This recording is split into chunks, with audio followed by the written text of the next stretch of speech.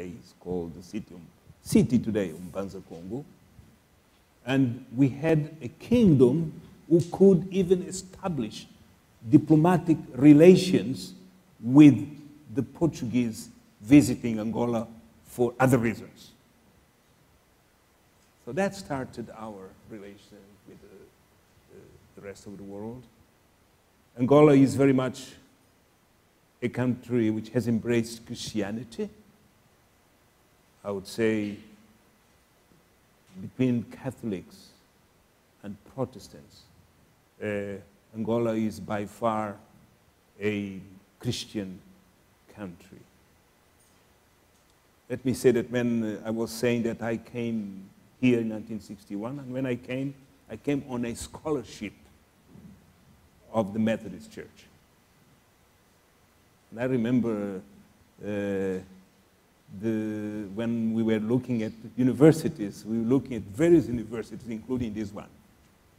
And I landed in one in Pennsylvania, which is called Lycoming College. That's where I did my undergraduate training, together with at least two more Angolan students at the time.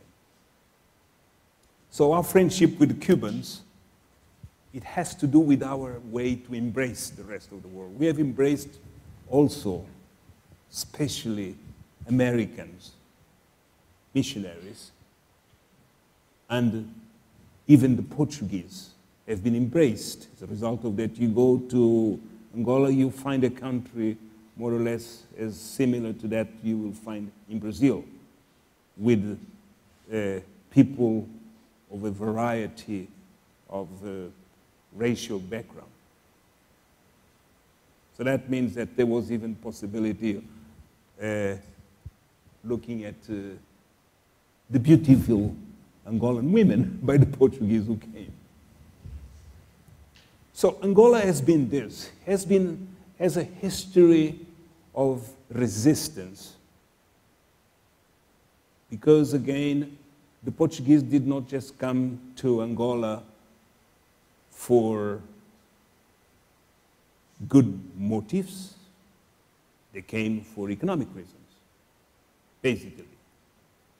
To stay, to conquer, and to transform Angola into what was, during many years, a Portuguese province in Africa. We stayed Portuguese province for about 500 years, but fighting, resisting to transform Angola into something which was, before the Portuguese arrived, an African country with kingdoms which should be developed, as any culture, as any society develops normally, to have its own entity. And it took some time.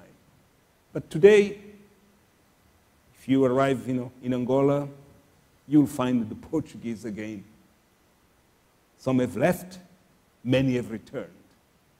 And with them, many others, including the Cubans. Why did the Cubans come?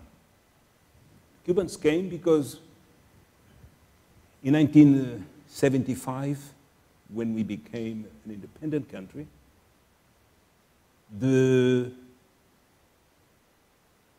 our neighbors to the farther south, South Africans, they were trying to transform Angola also into something which could be an extension of the apartheid type regime. And we had to fight back, because we like to be ourselves in Angola. We are a people with some, I think we like to have our own dignity. Just a few days ago, with my wife, Lily, because we keep talking and doing things together, and on the internet, we were looking into an information regarding a very famous prison you have in this country called Angola, in Louisiana. And why is it called Angola?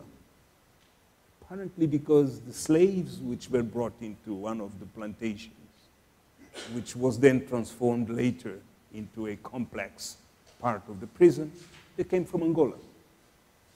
And they were resistant, they were quote-unquote rebellious. For that reason, that part became, that prison became, or got this name, Angola. I was even telling Lily, I said, no, we have to talk to we have to make sure that that connotation for Angola should be changed. The connotation of a prison, it's not good. And that's again, something we have to work on, because if you are in Angola, and if you live in Angola, you will see that we tend to be open, very acolhedores, meaning we like to welcome people, we like to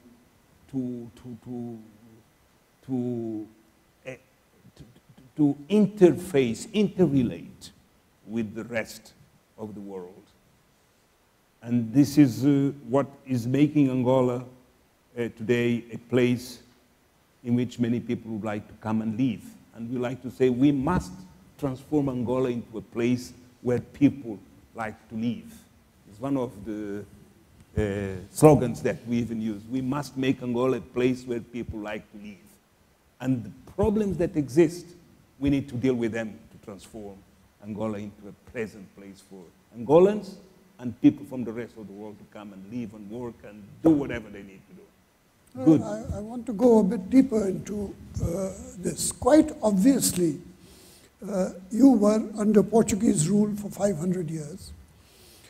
And quite obviously, you have played a role in the slavery movement as it took place between Africa and Britain and the United States and Portugal.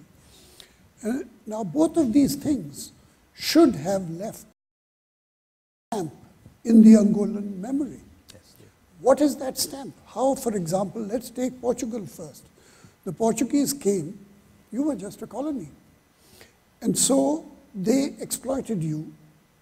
If this was anything like the Belgian colonies in East Africa, the Belgians left the Congo, and at the end of 200 or 300 years of Belgian rule, Yes. there were only 14 graduates in the whole of the Congo, which is the size of the United States.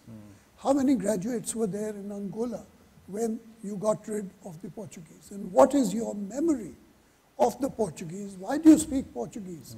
What are your local languages? Good. That is the Portuguese memory. And then the slavery memory. After all, you're sitting in the United States, which exploited your slavery. And so how can you be friendly to these people who were, after all, the slave owners using slave labor from Angola? Yeah. So you are, you must be people from paradise. You are friendly with the Portuguese, you are friendly with the Americans, you are friendly with everybody whom you should be unfriendly towards. Yeah. You're quite right. We should be maybe, unfriendly depending on how you are treated. If you go to, when the slavery was there, let me say, the Portuguese were the last European country to abolish slave trade. And the last is on pressure especially by the anti-slavery society, which was very much active in this country, in England. And as I said, the Portuguese were the last ones. But while they were slave owners and slave traders, they were also people. And being people, they could also establish friendly relations with Angolans. As a result of that, they even made something in common.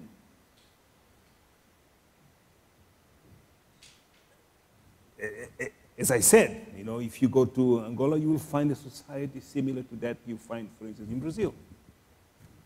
You will see that we have Portuguese as our main language, not just official. Go into small